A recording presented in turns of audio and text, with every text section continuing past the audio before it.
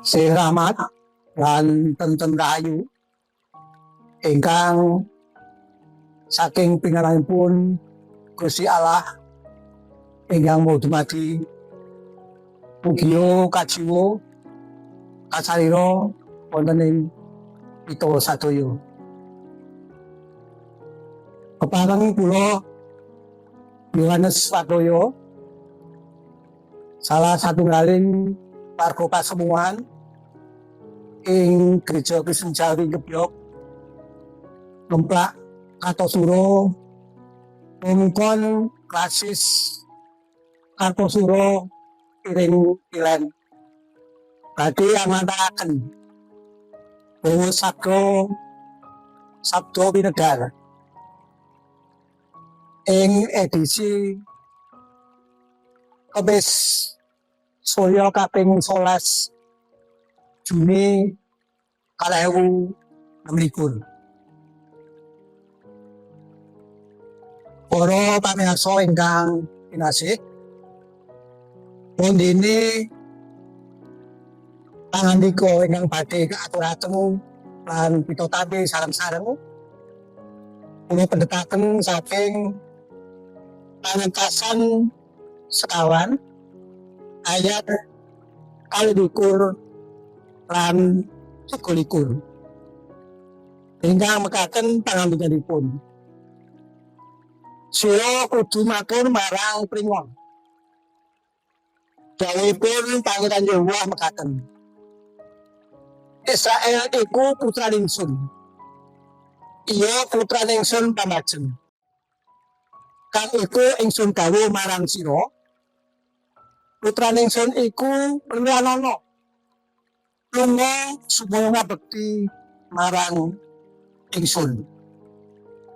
Dene menawa sira ora nglilani lungane, nah ingsun bakal mateni anak ira pamarep. Kasambung wonten ing kitab Jabur Mazmur 900 ayat kalih mekaten pangandikanipun. Padha ngabekti marang Pangeran Yahwa kalawan sukarna. Padha sawana ing ngasane kambi sorak-sorak. Endem rahayu wong kang minengaken pangandikan Gusti lan katindakaken wonten ing salebeting gesang ing pagedengan.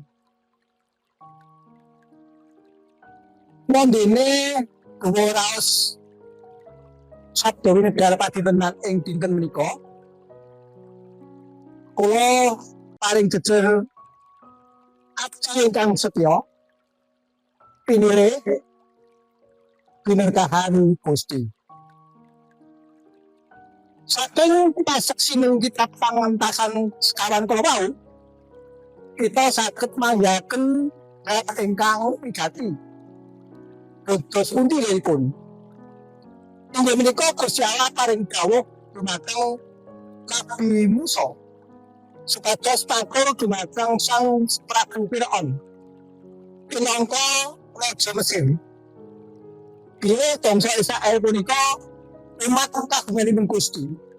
Tegesipun Gusti nambani umatipun boten ateges namung abdi, ananging pinangka putra ingkang kinasih. Ing tradisi kabudayan Yahudi, putra kapisan punika nggadhahi kaluhuran lan tanggung jawab mirunggan. Ing mriki Gusti maringi tanggung jawab saha ajining diri ingkang luhur dhateng umat pihiranipun. Ing jaman sanangke sesamanipun Gusti makarya ugi kita kaetan keangkat dados pinangka putraning Allah karena rahmatipun utawi pangorbanipun wonten ing kajeng salib. Ada dasar mereka nelaken bilih kita kaajak lamai gesang kanthi ajri asih saha tresna dhumateng Gusti lumantar pagesangan kita ing saben dintenipun. Kados wonten ing kitab Jabur Mazmur 100 ayat kalih kala wau bilih ngabekti utawi kawula ingkang sejati nemu ateges gesang setya sabetos dhateng Allahipun sumaya boten gesula. Nanging kanthi bungah sukarna.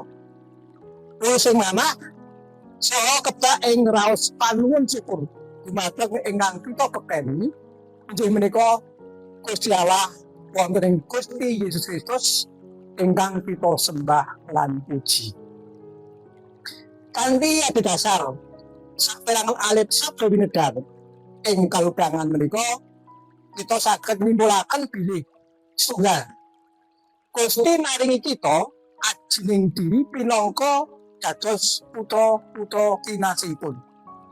Kalih Gusti sampun nimbali kita supados kita tansah ngabekti kanthi tulus sing manah saha sukarna. Ika Sang Kristus Yesus kita punika putripun Allah ingkang sejati. Pinangka dados landesan utawi dhedhasar kapitadosan kula lan panjenengan.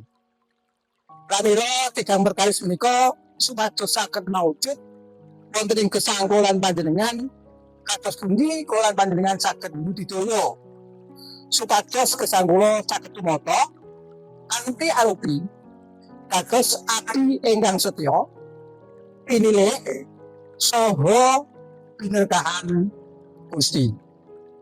Mekaten Bapak Ibu dawa raos sabda winedar dinten Kemis sore 11 Juni paso 2026 katuraken. Mugi Gusti berkahi. Amin.